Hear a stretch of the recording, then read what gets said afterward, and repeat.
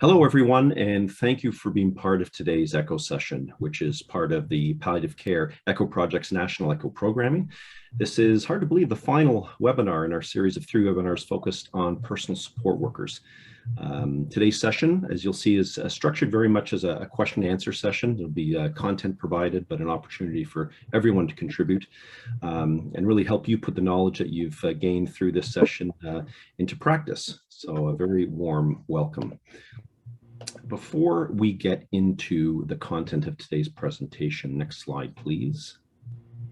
I'd like to take a moment to acknowledge that the land that I am hosting from, which happens to be the city of Ottawa, is the traditional unceded and unsurrendered territory of the Anishinaabe Algonquin peoples. And the Algonquin peoples have lived on this land since time immemorial. I acknowledge the historical oppression of lands, of cultures, and the original peoples in what we now know as Canada. And I truly believe that the work that we're doing collectively in palliative care can contribute to the healing and the decolonizing journey that we all share together. So we're very grateful to have this opportunity to be present in this territory. Okay, so I'd also like to take this opportunity to provide a little bit of information about the Palliative Care ECHO Project, because it's still a very new project. And this is, of course, this series of webinars is part of the Palliative Care ECHO Project, as I mentioned. This project is a capacity building telementoring program designed to create virtual communities of learners like we all are today by bringing together local healthcare providers, subject matter experts with regional, provincial, territorial, and national learnings together for continuous learning, to do deep dive learning, to do brief lecture presentations, quality improvement discussions, really fostering this notion of an all learn, all teach approach. And that's what ECHO is founded on. And if you want to receive more information about the Palliative Care ECHO Project, I would encourage you to visit echopalliative.com. Next slide, please.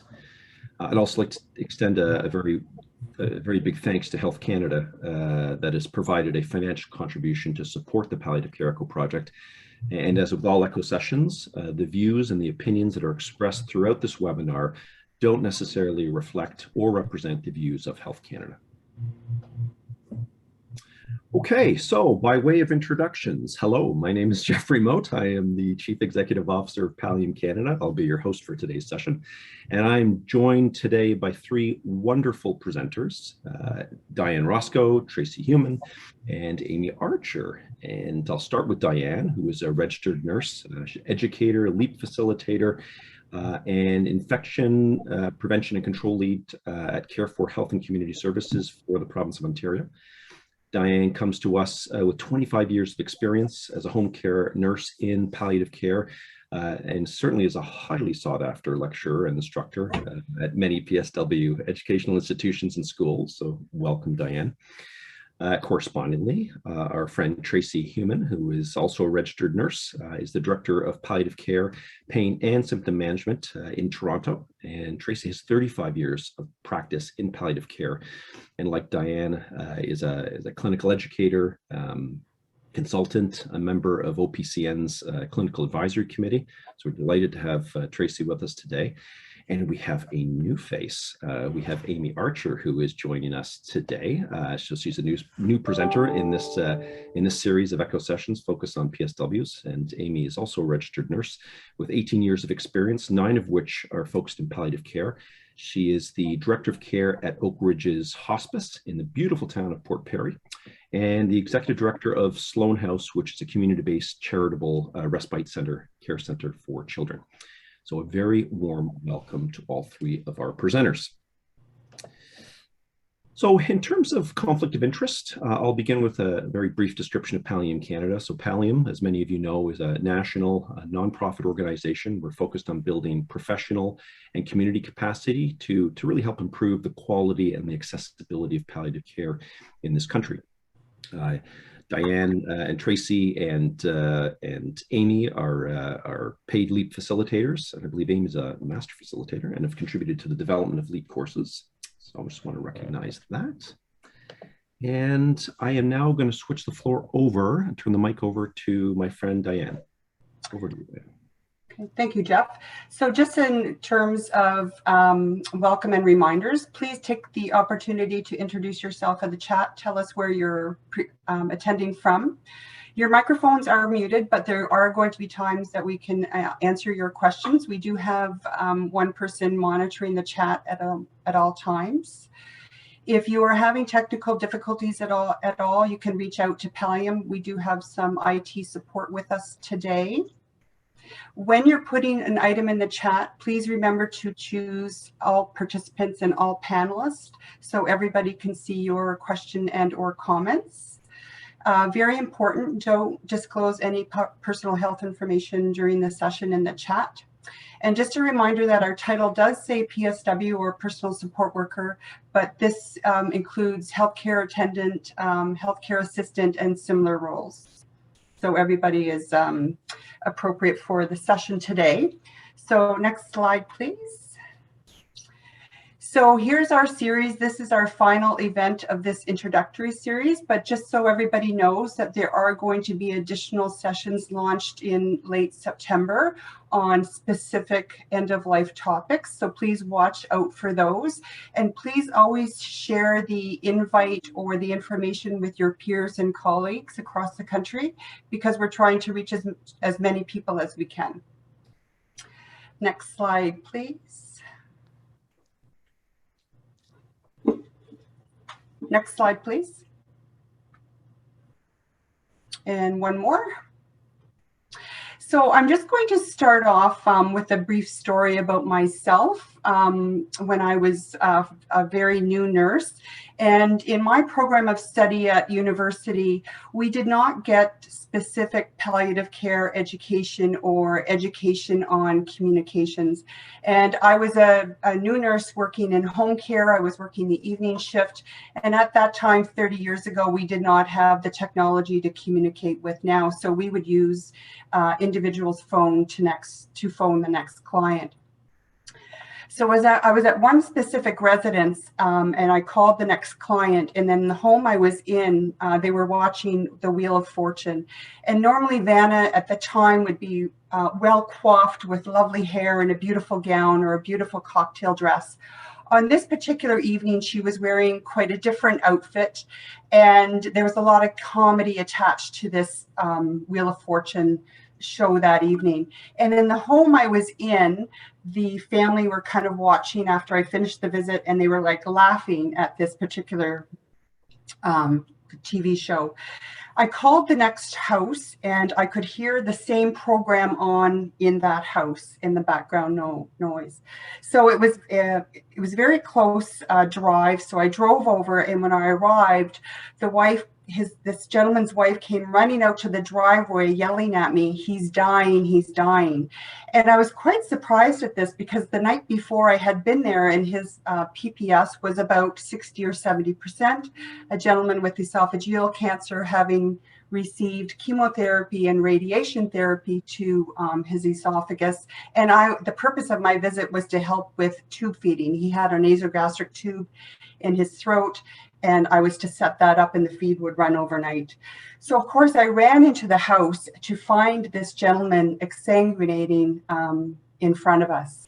He was having a carotid blowout, and it was quite a dramatic scene. Having been a nurse for 1.5 years, I'd never experienced or seen anything like this in my life. And his wife said to me, "Take the tube out." So I didn't really think it through. So I removed the nasogastric tube, which was not a good choice, because he began exsanguinating even more. Needless to say, he died within a few moments of my arrival, a minute at most, and he died sitting in a chair. And I stood there and I didn't know what to do. I didn't know what to say. So what I did say, and I'm still to this day kind of shocked that I said this, I looked his wife in her eye and I said, "I don't think he suffered, do you?" And I remember the look in her face, and she kind of unfortunately took over the visit. And there were a number of things that happened after that which were not good choices at all either, but not to focus any more time on that. But I remember leaving that visit and thinking to myself, I'm never going to put myself in that type of situation again. And I'm going to do whatever I need, whatever steps I need to take to learn how to take a moment to step back, think about how I'm feeling. And if I don't know how to respond correctly, keep my mouth shut and use other things like touch and silence and being present. Thank you.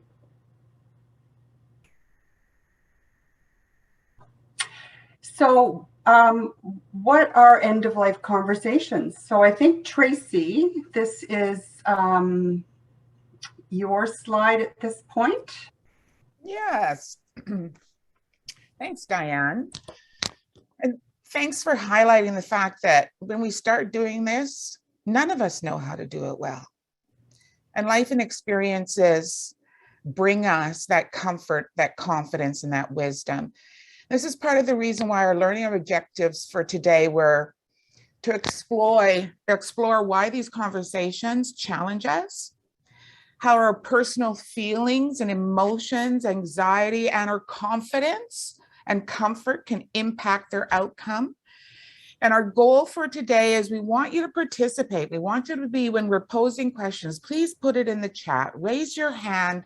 This is more around dialogue. We're talking about communication. Let's see if we can communicate in a virtual arena. And so what we're looking at is being able to provide from our experiences, and those of you that are joining today, to put these pearls, phrases, and actions in your toolkit for novices just starting and gaining their comfort. And so from those who have had opportunities to reflect and practice, readjust and try again. So our starting point is making sure we have the foundation of what are end-of-life conversations. And the reality is end-of-life conversations are anything and everything around what if I were to die, even if you don't have life-limiting illnesses. That brings in our advanced care planning and all those sorts of things. When I die, and now I have a serious life-limiting condition or illness, and my body is succumbing to the burden of that illness, and it's time that I need to face that. And in this vulnerable moment, there's overwhelming emotions that come up as the individual, as family, as the care team. So it's never a one-time conversation. These kinds of conversations evolve and change as the individual is going through their illness journey, as they transition into their transition stage, and then the focus as they move into their end-of-life stage. In combination with that, it's always looking for a measure of readiness, how much somebody wants to know, and how that's guided. End-of-life conversations are predominantly the domain of physicians, nurse practitioners, nurses, social workers, and other like roles that have those scopes of practice. But what is the PSW role? And that's what we're here for today, and that's what our focus is. So with that in mind, we'll go to the next slide and we'll talk a little bit about reflecting on why this is difficult. And it is. It's difficult for everybody.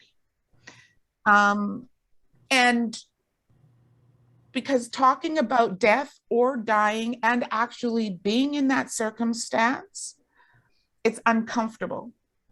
There's lots of unknowns. Feelings of every sort are amplified.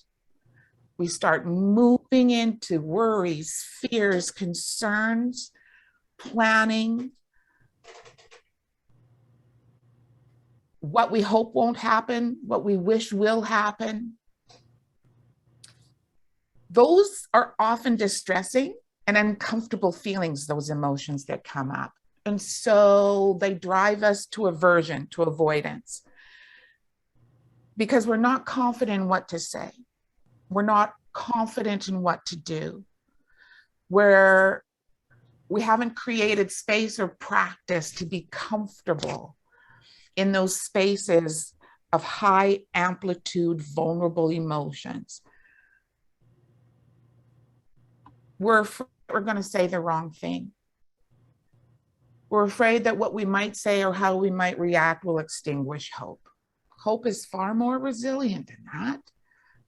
We're afraid in real-time logistics for us as formal caregivers that when the invitation is presented, when the readiness is obvious, that we don't have time to sit and listen because our demands are being prioritized in other places.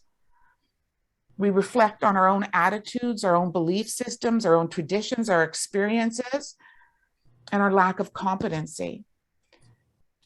And then there are times where we have trauma-informed care approaches and dignity-conserving care approaches and traditions that family tell us don't tell our loved one that they're dying.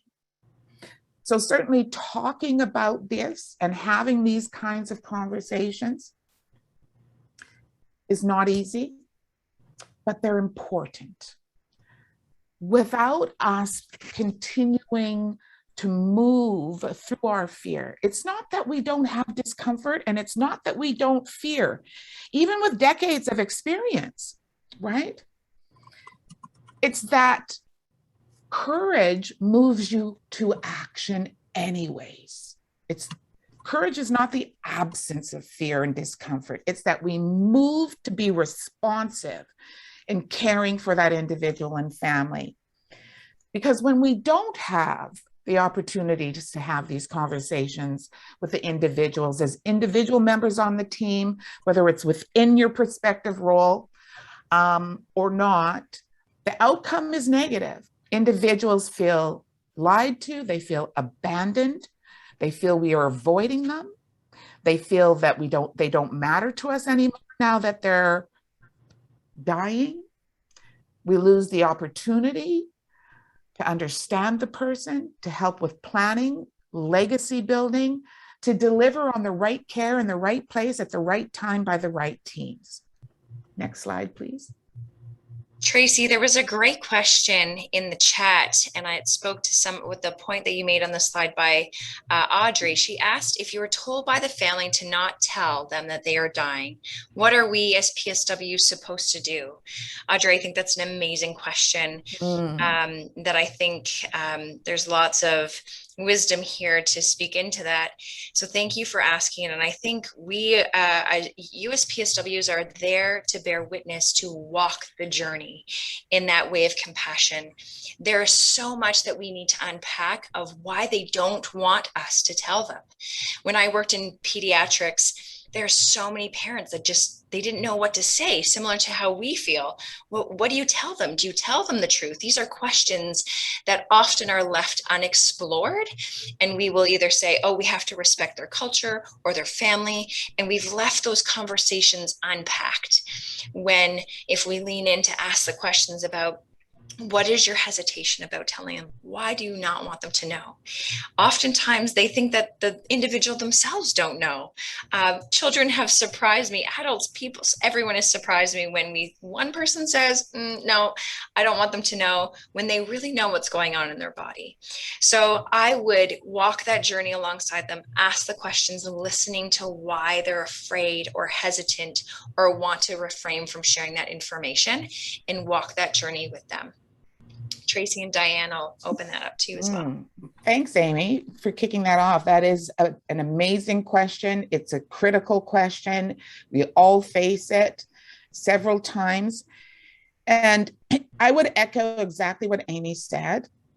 So the approach there from a PSW standpoint is to acknowledge that they don't want their loved one told. And then report that up, right? So it can be handed over to the physician, the nurse practitioner, nurse or social worker. so that those explorations can happen. Because very often within those conversations come other questions related to disease and trajectory and how things would be handled and coordination and medication. And so you want the physician, nurse practitioner, nurse, social workers responding to those questions live at the time. So now, what we will often do in those moments as we're exploring further with the family is culture, tradition, and in times that is the pivot point and it gets respected. But one of the messages that I often like to be able to transmit in having these sensitive, gentle, but truth-telling conversations is, I've never met anybody, child or adult, who didn't understand the gravity of their situation and how ill they were. When somebody's body is shutting down, it's not a surprise to them and they know it. Very often, the individual, when they ask us questions, is they're testing us. I know, do you know? Are you comfortable enough to be in this moment with me? Because I feel so incredibly vulnerable and I need to know who I can rely on. And it very is often the individual is going to talk to us first before family, because not talking with family is a protective mechanism, right? And we navigate and help guide both sides, the individual and family, together, because it's a joint experience. What would you add to that, Diane? I want to just reiterate the fact that you said that most people know that their body is shutting down and that they're very ill. As a nurse, what I have done previously in those situations is truth-telling, and I would ask the client questions like, what is your understanding of what's happening right now? What is your understanding of your illness? And oftentimes they would say quite clearly that they knew that they were dying.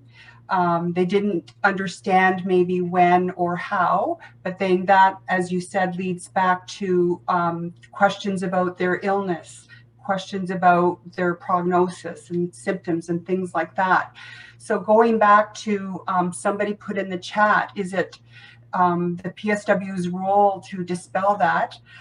No, but I think, as Tracey said, you must bring in your most responsible report or most responsible leader.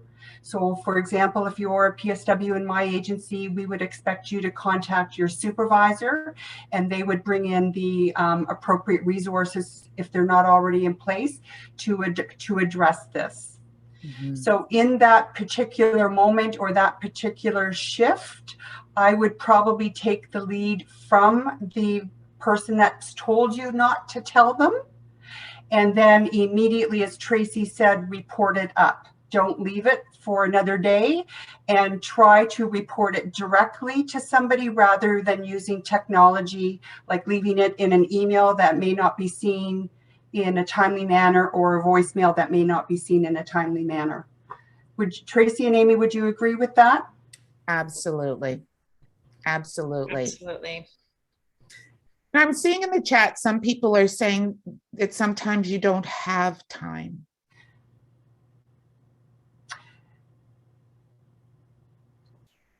And I would ask, who doesn't have time? And I would ask, where does your priority lie? In not taking time for emotionally driven, fear-based worry, your time will get less if we don't address, because emotions drive experience, symptoms get worse, people get resentful, they get angry, the list goes on and on. In all the work we do, it's about priority. And so if there's a high emotion laden question, that is what is most important, not the bath, right? Not the bath. And I know that depending on where you work, there's legislation that pushes for those sorts of things. Just briefly sharing a story from a community service worker session that I was delivering yesterday. And in that session, the PSWs and nurses were sharing their early experiences just like this.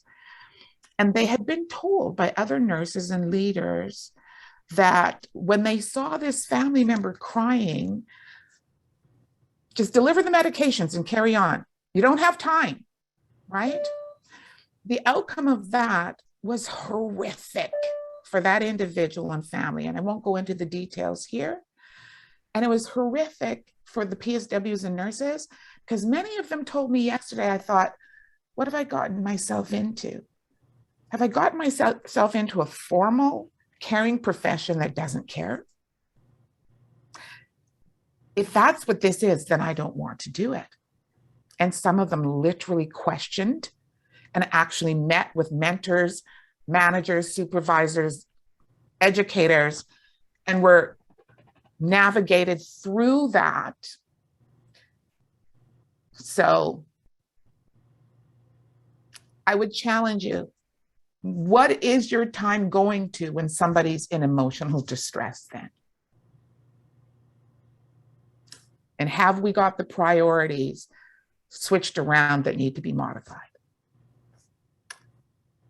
Okay, next slide. This is why these conversations are important. To not be able to respond within our role and or trigger the other roles to get involved leaves a person feeling utterly abandoned, hopeless, and alone. More importantly, we lose the time to address to the psychosocial spiritual domains of caring. Caring is not just stuck in the physical domain. We do holistic person-centered care. And so we need opportunities as human beings to be able to talk, to process, talk to share, talk to express worries, concerns, values, wishes. We also don't get opportunities to plan for legacy building, memory making. Those things get stolen when we don't courageously be in that moment with that individual. The fear of unknown is distressing. And we don't have all the answers all the time. But if you are wanting someone to be in that moment with you, and I've met very few who don't want some in that moment with them, when the invitation and the readiness is made by comments that are made like, am I dying? How much time do I have left? Right? Is this fixable? Can we fix what's fixable? Right? These sorts of things, they're important to positively impact this experience for everyone. Because words that are left unsaid and deeds that are left undone are open wounds that never heal. They never heal. So when we're talking about these sorts of things, we're looking for these examples, right? So let's go to the next slide. And I bet you many of you have heard these questions because you've been involved with individuals the longest as PSWs, right? You care for these individuals the longest. You've been the first responders, right? And then the team evolves and people get added in. And they'll turn to you because they know you and they trust you. And they may ask you, am I dying? They may ask, is my mom, is my dad, is my sister, is my spouse dying? You may have heard all kinds of phrases such as, I'm ready to go. I'm tired. I don't want to do this anymore. Or you might hear the converse of that. I'm not ready to die, right? I am not going to die. Do you hear me? Despondency, I just can't take it anymore. I wish God would just take me. Or why is God doing this to me? Why is this happening to me? It's all my fault that I'm suffering like this. I wonder if I'm going to go to heaven. And many, many, many more that you sharing your time with us today, no doubt, are reminded by these things. These are invitations. When we talk about the PSW role, their strength is of observation. They're recognizing something.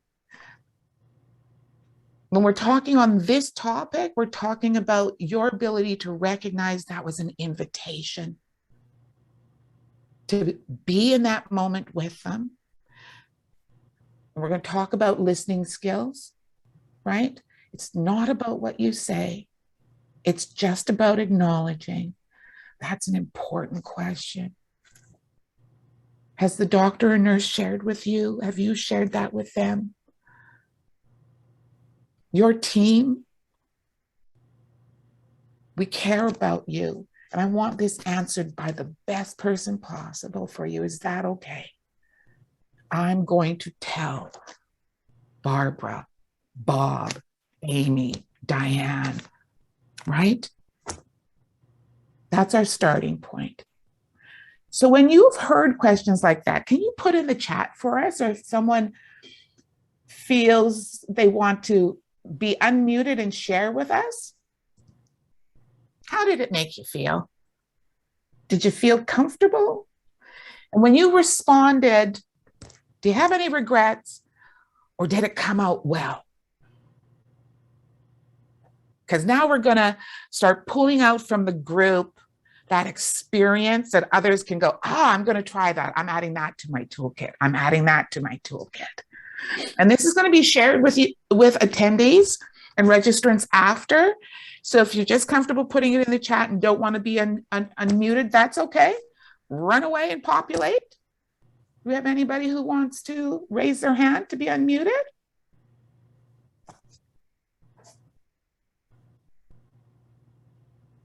No? There's two participants who raised their hand. Great. You have two people that have raised? Yep, I've asked Tracey to unmute. There we go. Hi, guys. Hello. I had been looking after a gentleman who was 100 years old. He was married to his wife for 78 years. And he had gone blind. He became diabetic, had a MIA, and he kept asking me, why is this happening to me? I'm tired. Can't you just let me go? Why are you insisting me stay here? And I had felt so hopeless and confused, and I did not know how to comfort him. Yeah. So I ended up actually making an emotional connection with the whole family. And yeah, in the end, I just basically sat there with him, holding his hand and letting him tell him stories from when they ran away to get married before they were deployed in World War II. Oh, wow. Yeah. Yeah. That's what we're talking about. Yeah, so that's my story. Thanks for sharing that, Tracey. What I hear is you made a heart connection. This is what we call soul care. Yeah. You said you didn't know what to do, but you actually did. Yeah. You stayed in that space with them. Yeah. And I'm still in contact with the family as it is. And he's passed now a month and a half. Right. Right. So the fact that the family still wants contact tells us the outcome of what you did was successful, right? So I think that beautifully illustrates, sometimes we don't think that we know what to do. And sometimes we think we're not doing enough, right? And does anybody else want to add?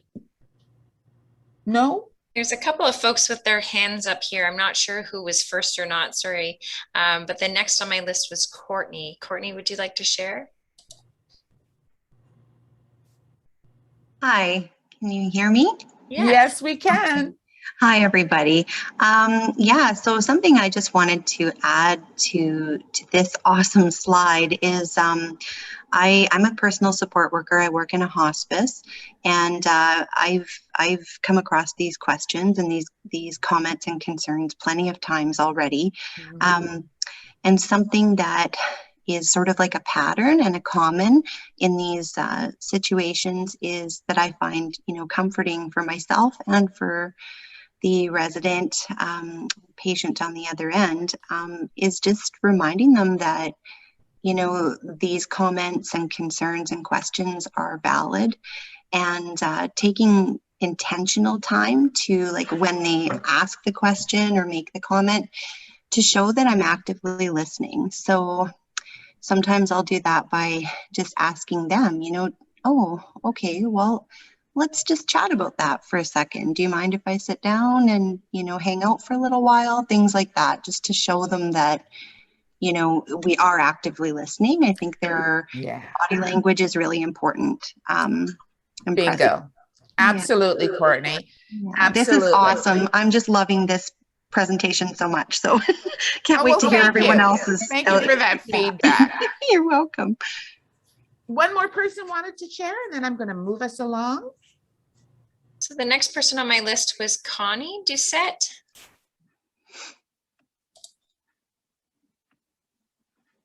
Have we got Connie unmuted? I do. Hooray. There I go. Sorry.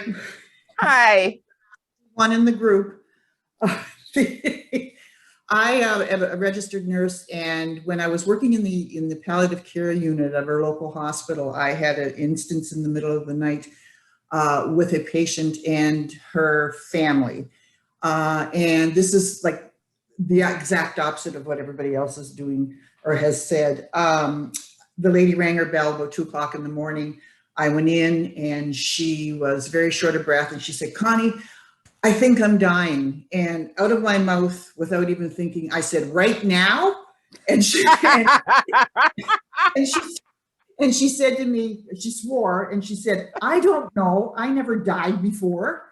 And so it was the family they found it funny, and it kind of broke the ice in a way, but there were so many other things that I could have said. But I walked away from that experience thinking, think first before you put your foot in your mouth.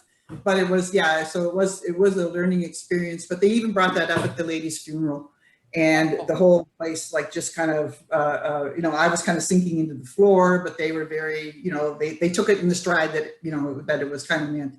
Anyway, but yeah, so that's it. I love that. And thank you for sharing that. No problem. Because there is room for levity and joy and laughter. And I have to say, you didn't put your foot in your mouth, because you actually knew this person, and you knew them well enough, and they knew you, and they called you by name. And so when you said "right now," they already had a sense of you, right? And it was exactly what was needed at the time. So much so that it came up in the memorial service, right? They were sending accolades to you. That wasn't a foot in the mouth. That was perfectly timed the other side, when you know the individual, right? That's what we're talking about. 3 excellent examples of sharing. Let's move to the next slide. So what are we really talking about here? What we're talking about is soul care. That's what we're talking about. We're talking about our response as a communication form that speaks heart to heart. I like to call it soul care. We're listening with every sense. Eyes, ears, smell, touch, every sense. We're picking up with our intuition, our energy, those invitations, those expressions, right? in order to deliver a really important medication. And that's the pill of tender loving care, right? In healthcare, we can give 4 milligrams of this or 360 milligrams of that. I can't get an order for 2,000 milligrams of tender loving care. And this is where this comes in, because you're so critical for this as PSWs, right? So what we ask you to do is your role, understand clearly, recognize the invitations, tell us what you know about that person, about their personality, what causes them anxiety, distress, what their sense of humor is like, right? Those invitations to be present in that moment, you acknowledge and you sit down and you listen. You don't need to have words right away. You just need to listen, okay? So with that, we're going to move on to some pearls then. Our approaches and practice pearls. So our soul communication, you don't have to have all the answers, but we want to accompany them in that space. So what do? If we can remember our individuals and their family, this is what they've told us for decades, for those of us who have been practicing, and this is what the research, what they've told researchers. I want you to know me. I want you to ask me how I'm feeling, what my emotions are, not if I'm having physical pain. You're going to do that naturally, right? Then I want you to listen to me. I want you to hear with not only your ears, then guide me, navigate me through this emotional storm, because that shows me that you respect me. I gain comfort from that, in that support, okay? This is where the art meets the science of palliative care. It's a dialogue among many dialogues where the words are the last priority. It's the body language, responding to emotions, and the sound you make. The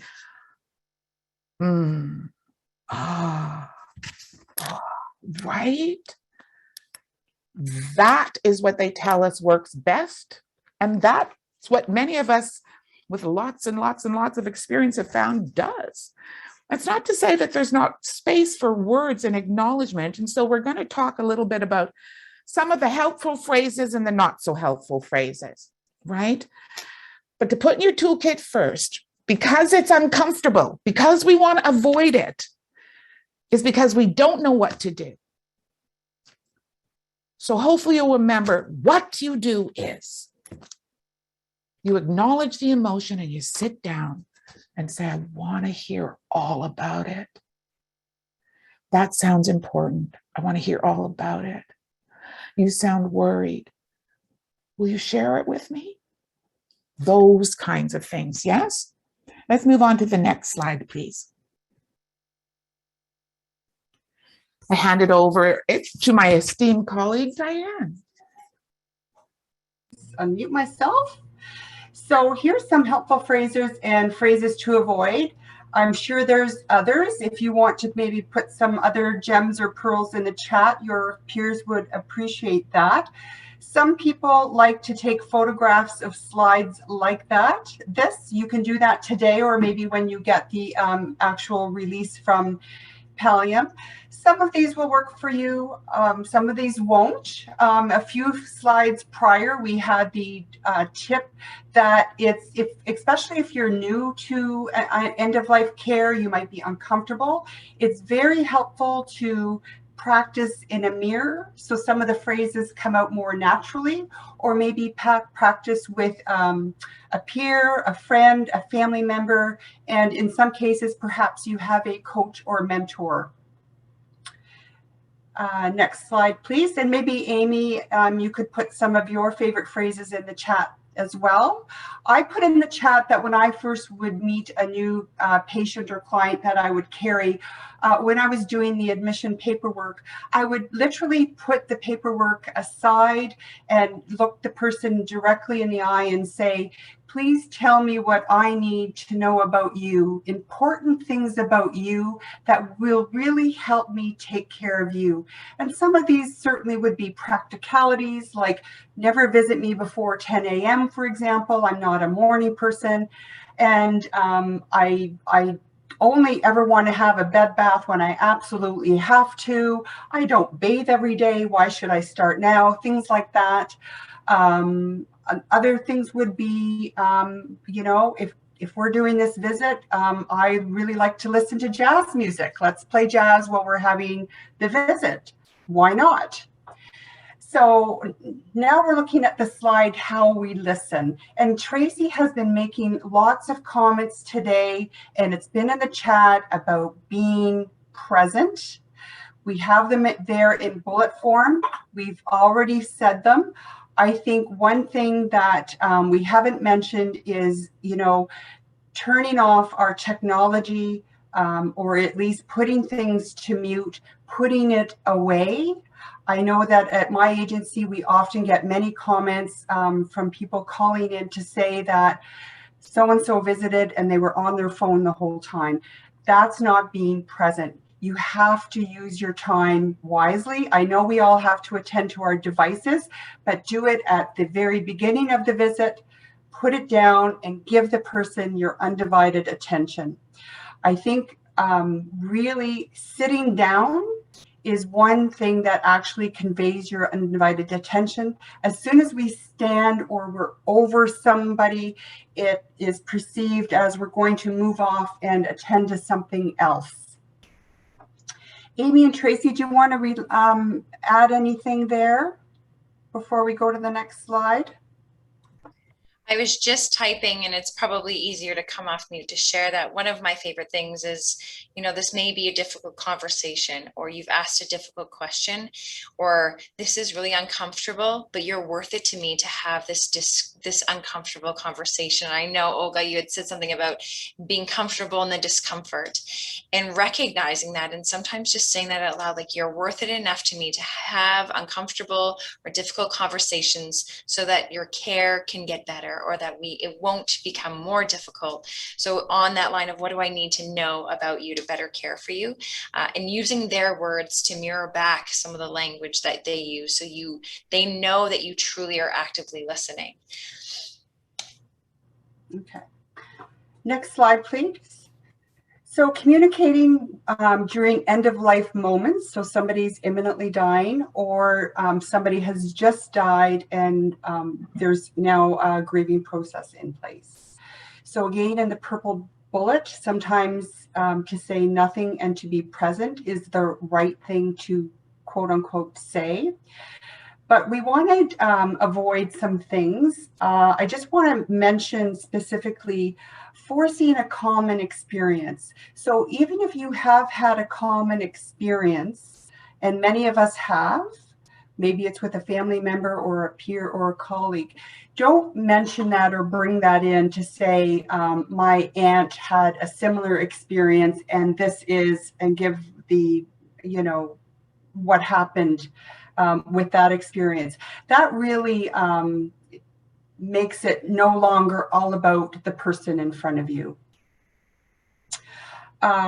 Forecasting the future, saying things like, I don't think, or I think you should, things like that, that wouldn't necessarily be your role. If somebody is having questions, especially about their prognosis or symptoms, you need to, as Tracey has put into this slide in the bottom right there, report to the team. Remember, you're often as I love Tracey's analogy here, the first responder. You're the person that spends probably the most time with the individual, knows them best, you're told information, and you want to include other team members that could potentially help somebody with symptoms or other concerns. So next slide. I think we've talked about this quite a bit, being present. What does this mean? So we'll move on because I'm just conscious of the time. And when you do receive the slide deck next week, there may have been some slides we didn't get to today, and that's okay, because we've realized doing these echo sessions that oftentimes things come out in the chat that we need to address, and that's what's happened today. So the slide now, helpful phrases after someone dies. So there's a few tidbits for your, or pearls for your tool chest. I used to personally find sharing a shared memory, for example, remember when Nick, and sometimes it might be a touching memory, sometimes it might be a humorous memory, like some people had been putting in the chat just now. Some of us present today are healthcare workers that are doers. And I actually, earlier on in my career, that's the type of healthcare worker I was. I wanted to have something like a task or a job. So I would often use the phrase, what is the most important thing I can do for you right now? And often people would say things like, could you phone somebody for me? Because I don't think I can do it, because as soon as I start talking, I'll be crying. You know, make me a cup of tea, as simple as something like that. Amy and Tracey, do you want to comment any further on this slide? On helpful phrases when someone dies? Yeah. I know that there's a couple of hands up, and we're running close to the end of our time together today. But what I avoid is saying, well, they had a good life. Oh, they were old, right? It was their time to go. You know, I never found that helpful. And people say that over and over again. What they want you to do is acknowledge their pain. And so helpful phrases when someone dies is, I often say, this is so hard on your heart. You're gonna miss them so much, right? And I modify that based on my therapeutic relationship, right? Some will collapse into my arms, right? And some will just nod. And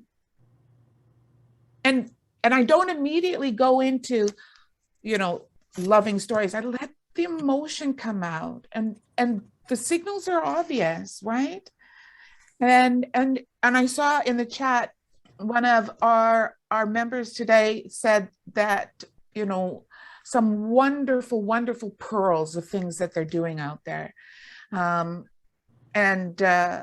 think that there's a wealth of wisdom being shared in the chats for sure. Amy? I think to add on your point of the reflecting on your therapeutic relationship with that person, you know, the using the humor, you knew the family well, though it was unintentional, how they perceive that. And this is the importance, if you have the time, oftentimes becoming in, sometimes could be the day that they have died, or,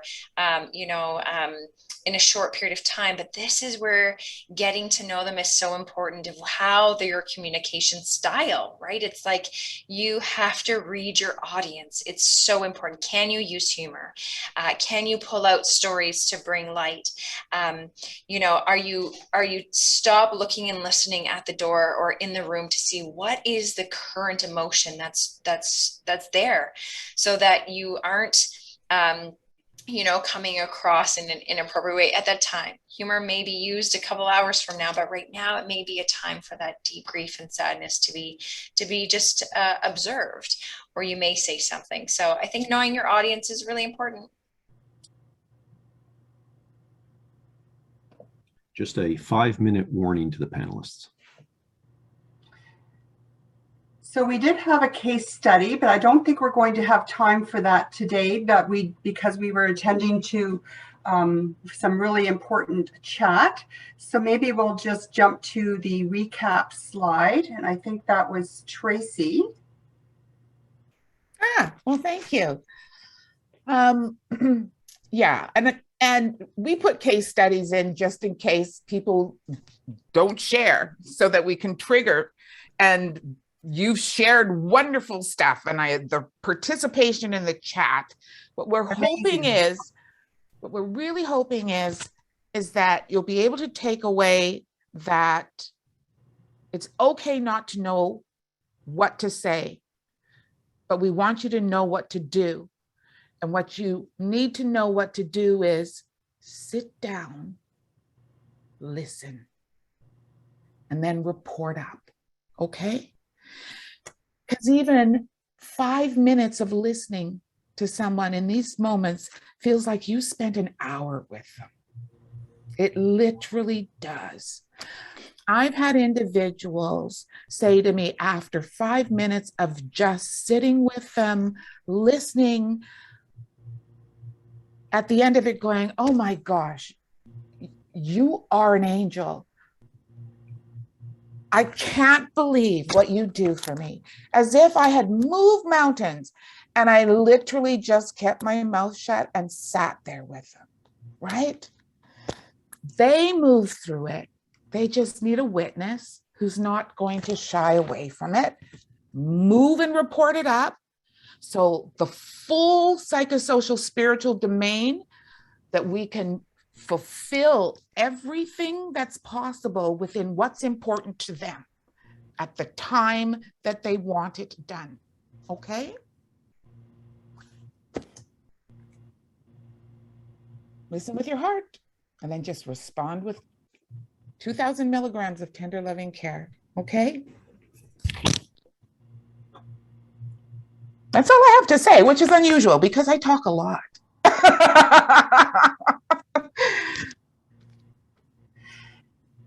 So we do have a few resources for you with links, and some people have put into the chat some books that they're recommending, which is wonderful. So when you receive the recording, you'll be able to get the links for dignity conserving care and spikes. Jeff. Yes, thank you, Diane. And please, everyone, don't jump off the line just yet, because we really do want your feedback. Your feedback, your input, your ideas are what shape these echo sessions, like this wonderful session that we just had. So please fill out that survey. It does help us out a lot. I would like to take this moment to thank our cherished panelists, Tracey, Diane, Amy. Thank you for sharing your wisdom, your guidance, your tips. I think this was very, very practical and pragmatic information for everyone on this call, including myself. I'm not a PSW, but I've learned so much from this. This is wonderful. Your gift of wisdom is cherished, and we do appreciate that. And thank you to all our participants for joining and for the level of engagement. I've attended almost every single webinar that we've put on since we started this during COVID, and this is one of the most active and engaged groups that I have experienced. And that's what makes this dialogue rich, is your input and your comments. So thank you for contributing to this. It's an all teach, all learn approach, and you've just demonstrated that. And we had participants across the country, which was wonderful. Newfoundland to BC. I think we covered every province. We really have. We really, really have. And I think it's a testament to the appetite that exists out there for this. And as several of the participants have said, this could have been hours long. We need a full course on this. Yes. And I guess what I'm happy to say is that more will be coming. As I think Tracey mentioned, or maybe it was you, Diane, that in the fall will be more of these sessions, and we're looking forward to that. And you can help shape those. So please give us your input. Thank you all. You'll get a link to this presentation and the feedback that was shared over the course of the past 60 minutes. Appreciate everyone's participation. Thank you. Take care of yourselves and have a wonderful rest of your day.